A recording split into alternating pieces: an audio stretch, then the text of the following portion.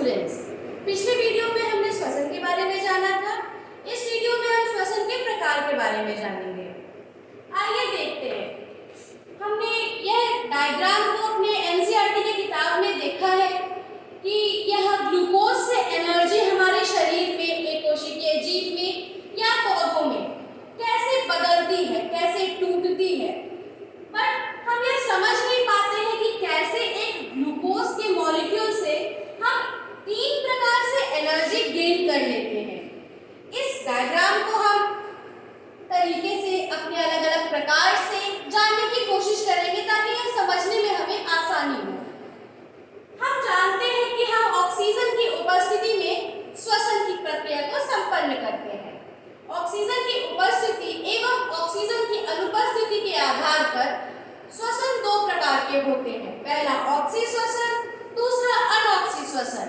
Oxy श्वसन को हम वायवीय श्वसन या एरोबिक रेस्पिरेशन कहते हैं और अनऑक्सी श्वसन को हम अवायवीय या एनएरोबिक रेस्पिरेशन कहते हैं। ऑक्सी का अर्थ है ऑक्सीजन, यानी जब ऑक्सीजन उपस्थित हो, एयर उपस्थित हो, तब वह श्वसन वायवीय श्वसन या ऑक्सी श्वसन कहलाता है। और जब ऑक्सीजन अनुपस्थित हो और तब ऑक्सीजन की अनुपस्थिति में श्वसन की प्रक्रिया संपन्न होने को हम अनऑक्सी श्वसन या एनएरोबिक रेस्पिरेशन कहते हैं। हम यह देख रहे हैं कि ग्लूकोज पाइरुवेट में बदलता है। यह ग्लूकोज के पाइरुवेट में टूटने की प्रक्रिया को हम ग्लाइकोलाइसिस कहते हैं। ग्लाइकोलाइसिस, जिसके दौरान ग्लूकोज पाइरुवेट में टूट जाता है। पाइरुवेट में ग्लूकोज टूट जाता है। जब हम ग्लूकोज के एक मॉलिक्यूल को लेते हैं सेल के कोशिका द्रव्य में, साइटोप्लाज्म में, सेल में कोशिका द्रव्य में, कोशिका द्रव्य को हम जीव द्रव्य, प्रोटोप्लाज्म, साइटोप्लाज्म सभी नाम से जानते हैं। पाइरुवेट में बदल जाता है और यह 2 पाइरुवेट में बदलता है। पाइरुवेट में बदलने का अर्थ है C3H4O3 into 2, यानी यह पाइरुवेट हमारे कोशिका द्रव्य में बदलता है, ना कि माइटोकॉन्ड्रिया में। और हम सभी जानते हैं कि हमारे शरीर के भीतर जो कोशिकाएं उपस्थित है या अन्य कोई भी कोशिका है, उसमें एनर्जी यानी ऊर्जा का संश्लेषण माइटोकॉन्ड्रिया द्वारा ही होता है। अब यह पाइरुवेट एरोबिक रेस्पिरेशन में हमारे माइटोकॉन्ड्रिया में जाता है। हमारे माइटोकॉन्ड्रिया में जाता है। माइटोकॉन्ड्रिया में पहुंचकर यह हमारे पाइरुवेट के मॉलिक्यूल को CO2 यानी कार्बन डाइऑक्साइड और H2O यानी वाटर, पानी, जल और एनर्जी में बदलता है। एनर्जी यानी एटीपी। एनर्जी का मतलब एटीपी के रूप में यह हमारी कोशिका को या हमारे शरीर को ऊर्जा प्रदान करता है, एटीपी। और यह एटीपी 38 की संख्या में होती है, यानी एटीपी के 38 मॉलिक्यूल्स होते हैं।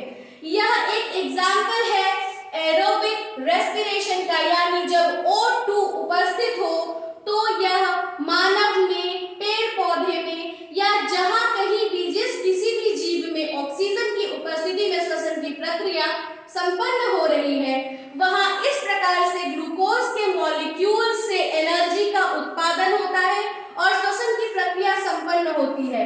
ग्लूकोज से पाइरुवेट के टूटने की प्रक्रिया को हम ग्लाइकोलाइसिस के नाम से जानते हैं और एनर्जी का उत्पादन माइटोकॉन्ड्रिया में इस प्रक्रिया द्वारा होने के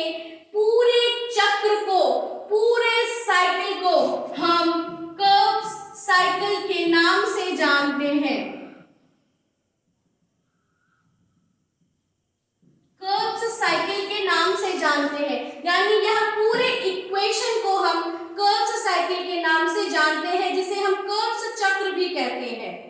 आइए अब हम जानते हैं कि जब O2 उपस्थित ना हो यानी एनाएरोबिक रेस्पिरेशन हो रहा हो तो फिर कैसे वहां श्वसन की प्रक्रिया संपन्न होगी और कैसे एनर्जी उत्पादित होगा।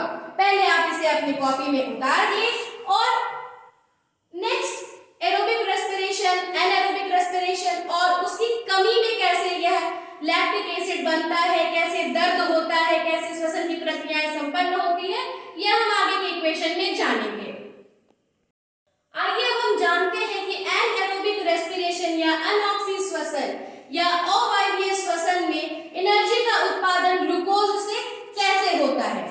फिर से हम ग्लूकोज के एक मॉलिक्यूल के बारे में ही आगे तोड़ने की कोशिश करेंगे, ग्लाइकोलाइसिस का प्रोसेस पूरा होगा।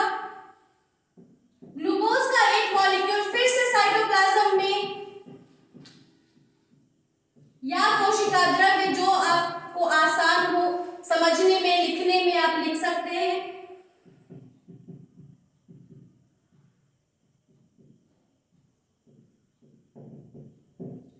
दो पाइरुवेट मॉलिक्यूल में टूटता है और अब हम यह जानेंगे कि ऑक्सीजन अनुपस्थित है यानी O2 अनुपस्थित है।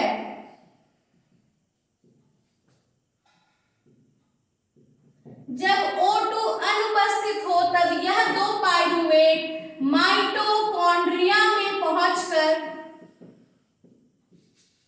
इथेनॉल, CO2 और एनर्जी का उत्पादन करता है और एनर्जी ATP के रूप में ही करता है।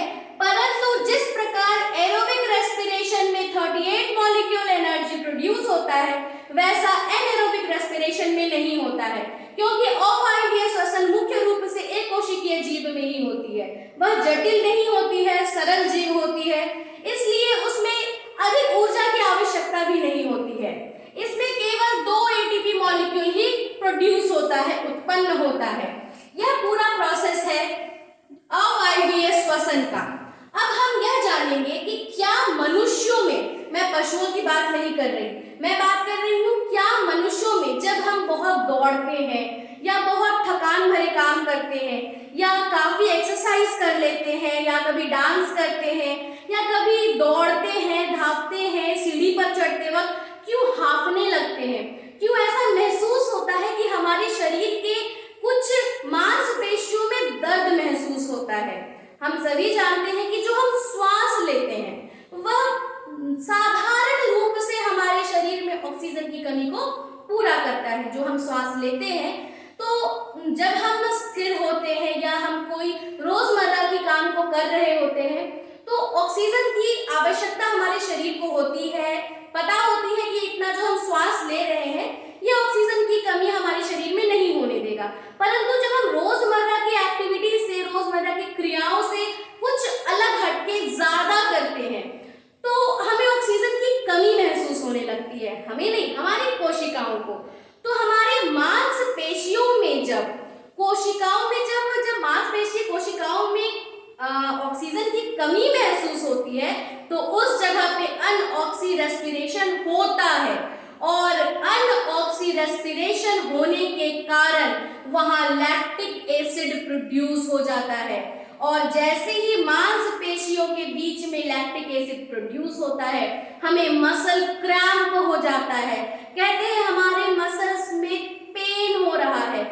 ऐसी स्थिति में अक्सर हम गर्म पानी करते हैं, गर्म तेल से मसाज लेते हैं। वैसे हमारे लैक्टिक अम्ल को ब्लड सर्कुलेशन के कारण ऑक्सीजन मिलती है और लैक्टिक अम्ल वहां खत्म हो जाता है, धीरे धीरे विलुप्त होने लगता है और उस जगह के मांसपेशियों के दर्द में हमें आराम मिलती है। तो हम ये जानेंगे जब यह मनुष्यों में होता है, यानी जब मनुष्यों में ग्लूकोज का मॉलिक्यूल पाइरुवेट में बदलता है तो ऑक्सीजन की कमी होती है, O2 की कमी हो जाती है।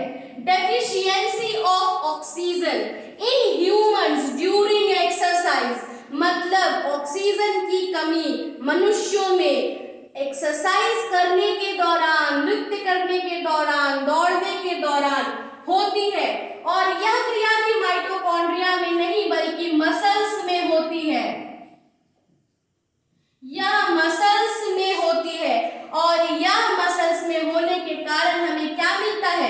लैक्टिक एसिड और एनर्जी,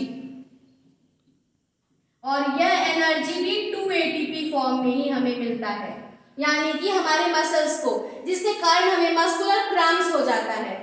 और जो हम यह एनएरोबिक के बारे में बात कर रहे थे, यह साइटोप्लाज्म में होता है, एक कोशिकीय जीव में होता है और मुख्य रूप से ईस्ट में होता है। और हम सभी जानते हैं, हमने पुरानी कक्षाओं में, छोटी कक्षाओं में पढ़ा है कि ईस्ट में फर्मेंटेशन होता है, यानी किण्वन की प्रक्रिया होती है, और यह एक ऐसी प्रक्रिया है जिससे वह जनन भी करता है। खैर, जब हम जनन की वीडियोस में आपसे आगे में बात करेंगे तो इसके बारे में डिटेल में बताएंगे। खैर, शराब बनाने के क्रम में ईस्ट का उपयोग किया जाता है। अंगूर के रस में ईस्ट डाल के किण्वन की प्रक्रिया को संपन्न कराया जाता है। जहां एनारोबिक रेस्पिरेशन होता है वहां इथेनॉल बनता है, एनर्जी कार्बन डाइऑक्साइड बनता है। इसके लिए आप एक छोटा एक्सपेरिमेंट भी घर में आराम से कर सकते हैं, क्योंकि हम सभी जानते हैं कि जूसेस में ग्लूकोज होता है। आप एक छोटा टेस्ट ट्यूब ले लीजिए, उसमें थोड़ा जूस डालिए, क्योंकि हम सब जानते हैं उसमें ग्लूकोज का प्रेजेंस है। उसमें थोड़ा ईस्ट डाल दीजिए। मार्केट्स में जहाँ बेकरीज होती हैं वहाँ ईस्ट इजीली अवेलेबल होता है, जो फ्लफी बनाता है ब्रेड को या पिज्जा को। आप अभी नॉर्मल मार्केट में ये इजीली अवेलेबल होता है एक्टिव ईस्ट। आप उसमें डाल के उसके ढक्कन को बंद कर दीजिए। उसके कारण क्या होगा, वह बाहरी वातावरण से कट जाएगा, यानी वहां ऑक्सीजन अनुपस्थित हो जाएगा। तो ऑक्सीजन की अनुपस्थिति में वहां रेस्पिरेशन शुरू हो जाएगा, फर्मेंटेशन शुरू हो जाएगा, किण्वन शुरू हो जाएगा, जिसके बाद उसमें इथेनॉल गैस बनता है, कार्बन डाइऑक्साइड बनता है और एनर्जी यानी कि एटीपी, यहां भी एटीपी, यह 38 एटीपी और ये बाकी 2 एटीपी फॉर्म करते हैं, फॉर्म करने लगेगा। अब आप यह कैसे जानेंगे कि हमने जो बंद किया है टेस्ट ट्यूब को, उसमें कार्बन डाइऑक्साइड ही फॉर्म हो रहा है? तो उसके लिए एक छोटा एक्सपेरिमेंट है कि आप उसके थ्रू लाइम वाटर को पास कराइए। अगर लाइम वाटर मिल्की कलर में बदल गया, दूध के रंग में बदल गया, इसका मतलब है कि वहां एमिट हो रहा है कार्बन डाइऑक्साइड गैस, यानी वहां CO2 निकल रहा है, CO2 वहां पे जनरेट हो रहा है, प्रोड्यूस हो रहा है, उत्पन्न हो रहा है। इससे आप अपने आराम से घर में भी जान सकेंगे कि एनएरोबिक श्वसन ईस्ट में कैसे होता है, इथेनॉल कैसे बनता है और एनर्जी कैसे प्रोड्यूस होता है। और मस्कुलर सेल्स में, ह्यूमंस में हमने जाना कि लैक्टिक एसिड कैसे बनता है, क्यों हमें मांसपेशियों में दर्द होने लगती है जब हम क्रियाशील हो जाते हैं, अधिक अपने रोजमर्रा के जीवन या क्रियाओं से बढ़कर कुछ अलग करते हैं। और मुख्य रूप से एरोबिक रेस्पिरेशन जो पौधों में होता है, प्लांट्स में होता है, एनिमल्स में होता है, ह्यूमंस में होता है, वह कैसे एनर्जी रिलीज करता है, यह माइटोकॉन्ड्रिया में होता है, कोशिका के। और बाकी के जो ग्लूकोज का पायरुवेट में टूटने की प्रक्रिया है, उस प्रक्रिया को हम ग्लाइकोलाइसिस कहते हैं। और इस पूरे चक्र को हम कर्व साइकिल के नाम से जानते हैं। उम्मीद करते हैं कि आपको हमारा वीडियो पसंद आया होगा। हमारे चैनल को सब्सक्राइब करें, लाइक करें, शेयर करें, और जो कमी महसूस हुई हो, जानते हो, समझते हो कि हमें कमी है, तो हमें कमेंट सेक्शन में जरूर बताएं। बाकी के ऐसे वीडियोस देखने के लिए हमारे चैनल को प्लीज सब्सक्राइब करें। धन्यवाद।